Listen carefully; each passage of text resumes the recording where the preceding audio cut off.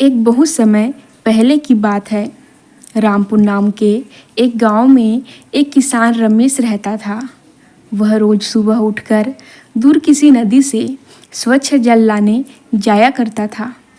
इस काम को करने के लिए वह अपने साथ में 2 बड़े घड़े ले जाया करता था, जिन्हें वो डंडे में बांधकर अपने कंधे पर दोनों ओर लटका लेता था। उसमें से एक घड़ा कहीं से फूट गया था और दूसरा घड़ा एकदम सही था।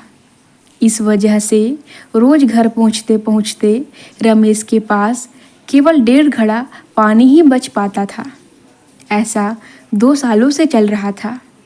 सही घड़े को इस बात का घमंड था कि वो पूरा का पूरा पानी घर पहुंचाता है और उसे लगता था कि उसके अंदर कोई कमी नहीं है। सही घड़ा फूटे घड़े को इस बात के लिए हमेशा ताना मारा करता था। वही दूसरी ओर फूटा घड़ा इस बात से शर्मिंदा रहता था कि वो आधा पानी ही घर पहुंचा पाता है और किसान रमेश की मेहनत बेकार चली जाती है।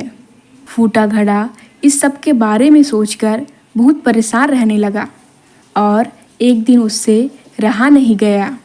उसने किसान रमेश से कहा, मैं खुद पर बहुत शर्मिंदा हूँ और आपसे माफ़ी मांगना चाहता हूँ।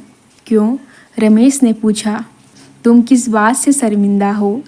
फूटे घड़े ने कहा, शायद आप नहीं जानते, पर मैं एक जगह से फूटा हुआ हूँ और पिछले 2 सालों से मुझे जितना पानी घर पहुँचाना चाहिए था, बस उसका आधा ही पहुँचा पाया हूँ। मेरे अंदर ये बहुत बड़ी कमी है और इस कारण से आपकी मेहनत बर्बाद होती जा रही है। फूटे घड़े ने बहुत दुखी मन से कहा। रमेश को घड़े की बात सुनकर थोड़ा दुख हुआ और उसने कहा कि कोई बात नहीं, मैं चाहता हूँ कि आज लौटते वक्त तुम रास्ते में पड़ने वाले सुंदर फूलों को देखना। फूटे घड़े ने वैसा ही किया। वह रास्ते भर सुंदर फूलों को देखता रहा। ऐसा करने से उसकी उदासी कुछ हद तक दूर हुई। घर पहुँचते पहुँचते फूटे घड़े के अंदर से आधा पानी गिर चुका था। वो फिर से मायूस हो गया और रमेश से माफ़ी मांगने लगा। रमेश बोला, शायद तुमने ध्यान नहीं दिया कि पूरे रास्ते में जितने भी फूल दिखे थे वो बस तुम्हारी तरफ ही थे, सही घड़े की तरफ एक भी फूल नहीं थे। ऐसा इसलिए क्योंकि मैं हमेशा से तुम्हारे अंदर की कमी को जानता था और मैंने इसका लाभ उठाया। मैंने तुम्हारे तरफ वाले रास्ते पर रंग बिरंगे फूलों के बीज बो दिए थे। तुम रोज थोड़ा थोड़ा करके उन्हें सींचते रहे और पूरे रास्ते को इतना सुंदर बना दिया। आज तुम्हारी वजह से ही मैं इन फूलों को भगवान को अर्पित कर पाता हूँ और अपना घर सुंदर बना पाता हूँ।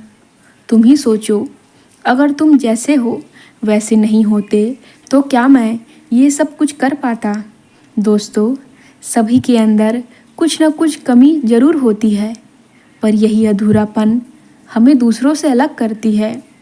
उस किसान रमेश की तरह हमें भी हर किसी को जो जैसा है वैसा ही स्वीकारना चाहिए और उसकी अच्छाइयों के साथ साथ उसकी कमियों को भी स्वीकार करना चाहिए, क्योंकि दुनिया में कोई भी इंसान पूरी तरह परफेक्ट नहीं है और जब हम ऐसा करेंगे तब फूटा घड़ा भी अच्छे घड़े से ज़्यादा मूल्यवान हो जाएगा, उसकी कीमत और बढ़ जाएगी। आपको ये कहानी कैसी लगी प्लीज़ बताएं। इस वीडियो को लाइक करें और इस चैनल को सब्सक्राइब करें। धन्यवाद।